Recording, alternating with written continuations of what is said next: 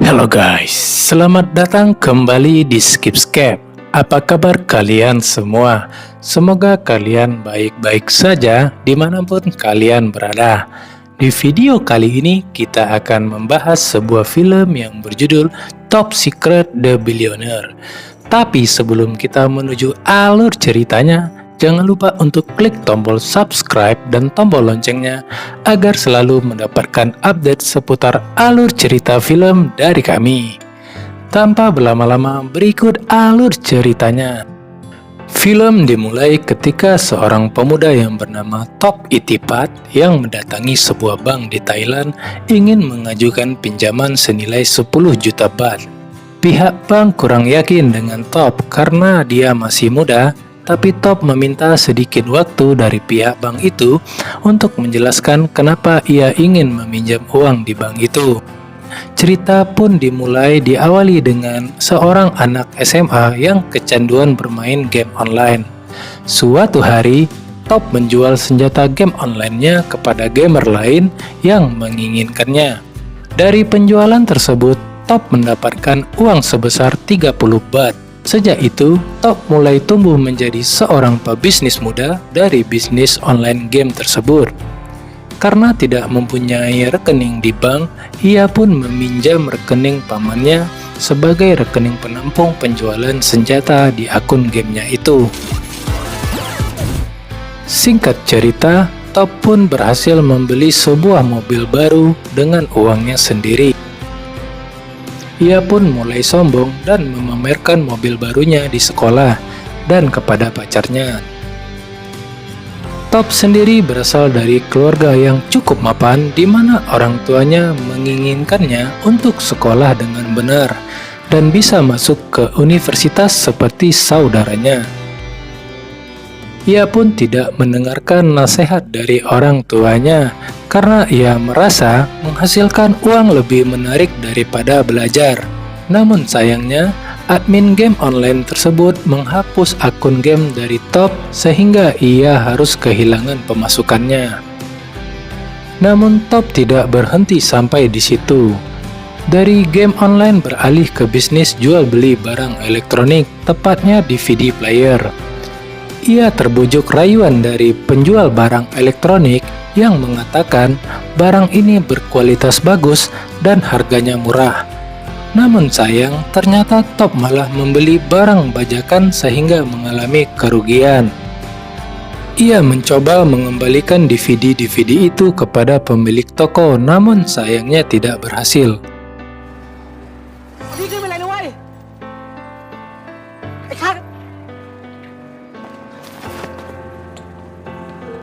Lagi-lagi, ia diminta oleh orang tuanya agar fokus belajar dan memberikannya uang. Namun Top tetap tidak mau menerima uang pemberian dari orang tuanya. Akhirnya diam-diam ia mencoba menggadaikan sebuah jimat punya ayahnya seharga 100.000 baht untuk modal masuk ke sebuah universitas swasta. Top yang bermental bisnis tidak berhenti begitu saja.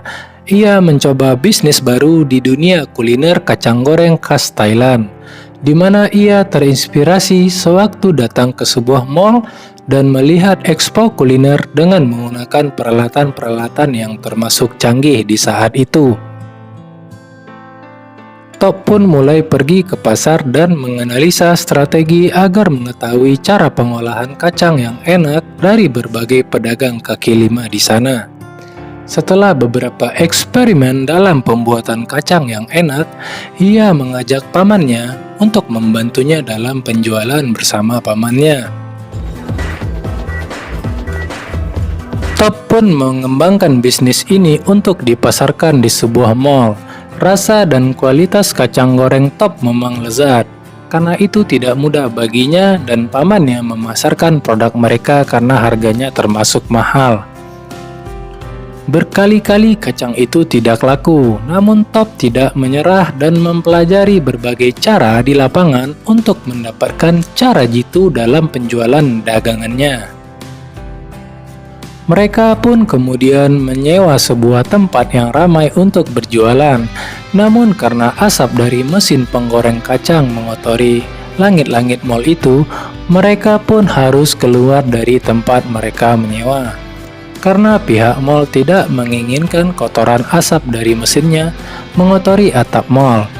Walaupun kenyataannya Top bersedia membersihkan langit-langit dari mal itu setiap malam sebelum pulang ke rumah. Kisah pun semakin buruk ketika Top yang baru berumur 18 tahun harus menghadapi kenyataan bahwa keluarganya bangkrut.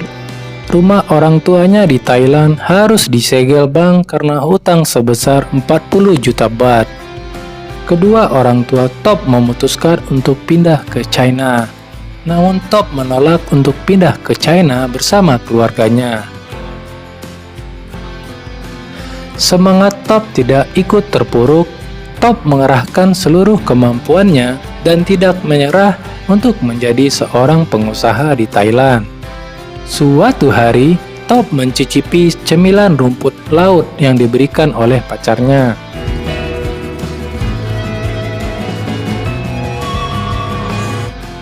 Ketika melihat peluang tersebut, Top pun berinisiatif untuk menciptakan produk baru lagi dan terjun ke dunia bisnis kuliner yang terinspirasi dari cemilan tersebut. Top kemudian mencoba bisnis baru dengan bahan baku rumput laut. Lagi-lagi tidak semudah yang dibayangkan. Dalam perjalanan bisnis kerupuk rumput lautnya, Top memiliki banyak tantangan. Mulai dari cara menggoreng rumput laut agar renyah dan tidak pahit, sampai modal yang semakin hari semakin menipis karena kebutuhan hidup dan hasil uji coba yang gagal. Setelah berulang kali gagal, Top mencoba untuk sekian kalinya sisa rumput lautnya. Dan akhirnya Top menemukan formula untuk menggoreng rumput laut dan cara menyimpan rumput laut agar tetap awet. Namun langkah-langkah menuju kesuksesan masih memiliki beberapa rintangan. Top Itipat harus berjuang meyakinkan 7-Eleven untuk memasarkan produknya. Pada pengajuan pertama, Top mendapatkan penolakan, namun kegigihan Top berbuah manis. Produknya kemudian diterima dengan syarat harus memperbaiki produknya dan termasuk memiliki pabrik sendiri untuk memproduksi cemilan rumput laut tersebut. ก็ประมาณ 72,000 ค่ะกำหนดการตรวจ GMP ของโรง GMP ผ่านนะคะ มาตรฐานโลก Setelah menyelesaikan ceritanya kepada pihak bank, bank pun masih tidak mau membantu dengan alasan Top belum cukup umur untuk meminjam di bank dan histori buruk dari keuangan keluarganya. แต่ที่นี่สุดยอดมาก Top kemudian menjual mobilnya untuk membuka pabrik. Usaha Top untuk merenovasi pabrik ternyata belum mampu melewati peninjauan dari 7-Eleven dengan alasan mereka belum layak. อาหารได้ เราควรมาใส่นี้เข้าไปด้วยนะ เดี๋ยวเรื่องนี้เข้าฟัง ก็ต้องเป็นแบบเท้าเหยียบเปิด Seperti biasanya, Top selalu berusaha sampai akhirnya mencari dan menemukan solusi. Akhirnya, Top diterima sebagai salah satu produsen cemilan untuk perusahaan besar 7-Eleven. คุณสายไปนิดเดียว ออกเลยนะ ได้ครับพี่ เช็ดหน่อยไหม Dan dengan 2 tahun kerjasama bersama 7-Eleven, Top berhasil melunasi utang-utang keluarganya sebesar 40 juta baht.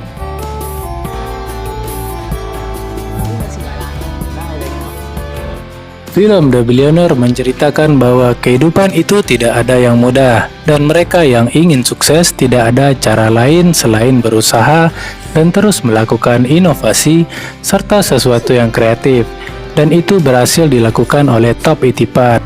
Meskipun berulang kali gagal dan mendapatkan banyak tantangan serta cobaan, namun keinginan Top Itipat untuk sukses merubah semuanya menjadi peluang dan kesempatan.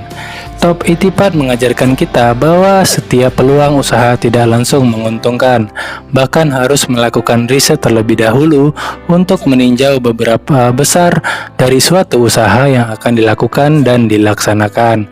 Terima kasih bagi yang telah menonton video ini, sampai jumpa di video selanjutnya.